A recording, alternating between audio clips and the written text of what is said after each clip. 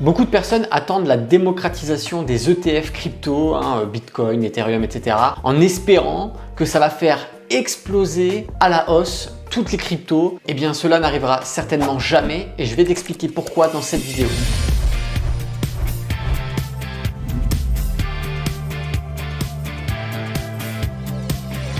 Bonjour à tous, c'est Alexandre, trader professionnel, fondateur de l'école Alex Trading, d'une société de gestion de portefeuille et d'un Smart Hedge Fund. Alors si tu fais partie de ceux qui pensent que l'arrivée des ETF sur les cryptos, ça va changer les choses, ça va faire exploser les prix à la hausse, eh bien tu te trompes. Et je vais te donner ici une liste d'arguments qui vont te prouver pourquoi est-ce que penser que les ETF vont carrément changer la donne sur les cryptos et faire exploser le Bitcoin aux 100 000 ou 1 million de dollars, c'est être dans l'erreur. Alors déjà, il faut savoir qu'acheter un ETF, ce n'est pas du tout acheter une crypto. Quand vous achetez un ETF, vous achetez une part d'un fonds qui va détenir des actifs. Et donc en réalité, que vous achetiez plein d'ETF ou que vous en achetiez pas, les cryptos qui sont détenus dans cet ETF sont déjà achetés. Donc en fait, s'il y a des millions de personnes qui se ruent sur les ETF, ce n'est pas ça qui fera monter les prix. Et il faut savoir qu'en réalité, les ETF n'ont rien de nouveau sur les crypto-monnaies puisque ça date déjà, on avait déjà des produits similaires qui étaient sortis dès 2013.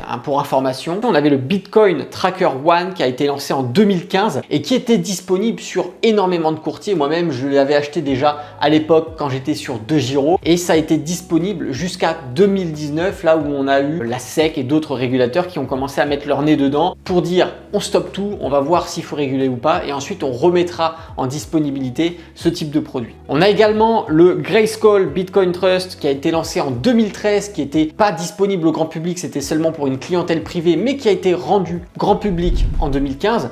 Là encore, qui était disponible à cette époque. Et autant le Bitcoin Tracker One que le Grayscale Bitcoin, pour ne citer que, n'ont strictement rien changé à la valorisation du Bitcoin. Et si on devait parler des nouveaux ETF qui sont sortis, comme le ProShare Bitcoin Strategy qui est sorti il n'y a pas très longtemps, ou encore le iShare Bitcoin Trust qui a été lancé par BlackRock, là encore, aucun impact concret sur les crypto-monnaies. Et c'est simple, c'est parce qu'en réalité, quand un ETF sort, il n'y a rien de nouveau. L'ETF, quand il sort, en fait, il y a déjà bien avant qu'il a acheté l'ensemble des actifs qui constituent ce fonds. Donc la réalité, c'est qu'un ETF ne va pas avoir l'impact que beaucoup de gens s'imaginent dans le fantasme un petit peu des cryptonautes. Une chose est simple, c'est que les ETF ne participent pas aux fondamentaux des cryptos. Et les facteurs qui vont réellement influencer le cours du Bitcoin, de l'Ethereum, sont complètement différents. On va retrouver l'adaptation technologique en fonction de l'évolution de l'écosystème de la crypto-monnaie. Ça va forcément avoir un impact sur sa valorisation. Également, qu'en est-il des régulations? Une régulation positive,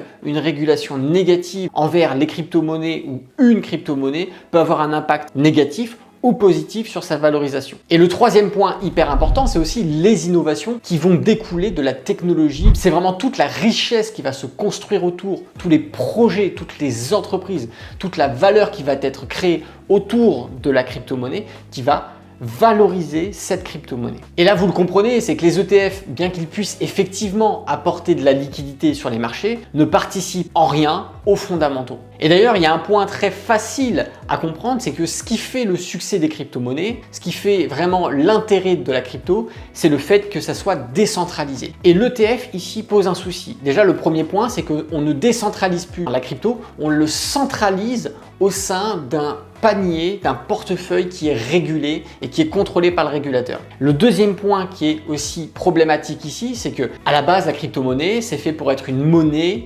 libre, qui n'est pas régulée, qui ne peut pas être restreint par un régulateur et dont l'utilisation, l'échange est libre. Et le problème de l'ETF, c'est que ça restreint. En réalité, quand vous achetez un ETF, à aucun moment vous ne pouvez utiliser les cryptos qui se trouvent à l'intérieur pour acheter des choses sur Internet, pour faire un virement à un ami, pour transférer et faire ce que vous souhaitez de cet argent. Donc l'ETF est un piège qui va annuler l'effet de décentralisation des crypto-monnaies et qui va vous empêcher d'avoir un pouvoir transactionnel, c'est-à-dire de pouvoir utiliser ces cryptos pour des achats, pour des transactions financières. Et maintenant, je vais vous poser une question. Que vont faire les gros investisseurs? Est-ce qu'ils vont investir leurs millions, leurs milliards dans des ETF en prenant le risque d'avoir des frais d'entrée, des frais de sortie, des frais de gestion annuels, le fait de s'exposer au risque de liquidité que présente eh bien une part de fonds, ou est-ce qu'ils vont décider d'acheter en direct les crypto-monnaies pour n'avoir comme seul frais que les frais de transaction classiques et ne pas être exposé aux autres frais, aux risques de liquidité qui sont liés aux ETF. Je pense que vous avez la réponse à cette question et de par cette réponse, vous comprenez bien que les ETF ne vont pas avoir l'impact tant espéré depuis des années par l'ensemble de ces influenceurs qui fantasment sur ce scénario de l'arrivée des ETF, de l'explosion du Bitcoin à $1 million. Peut-être qu'on y arrivera, mais ce ne sera certainement pas grâce aux ETF. Et si le trading t'intéresse, que ce soit en bourse ou sur les cryptos, il y a des bases fondamentales à connaître. En haut à droite s'ouvre une petite fiche. Tu as également le lien dans cette description pour pouvoir rejoindre cette formation que je t'offre. C'est un cours vidéo que j'ai conçu dans lequel tu vas pouvoir apprendre toutes les bases, comment lire un graphique, comment est-ce qu'on utilise les indicateurs techniques, comment un trader sait s'il faut acheter, vendre et comment est-ce qu'on fait concrètement pour réaliser des profits en bourse. Voilà, tu peux avoir accès à tout ça directement en cliquant encore une fois, je te dis le lien dans la description. C'était Alexandre, le trader indépendant. Moi, je te dis à bientôt dans une prochaine vidéo et d'ici là, trade bien sur les marchés financiers. Ciao!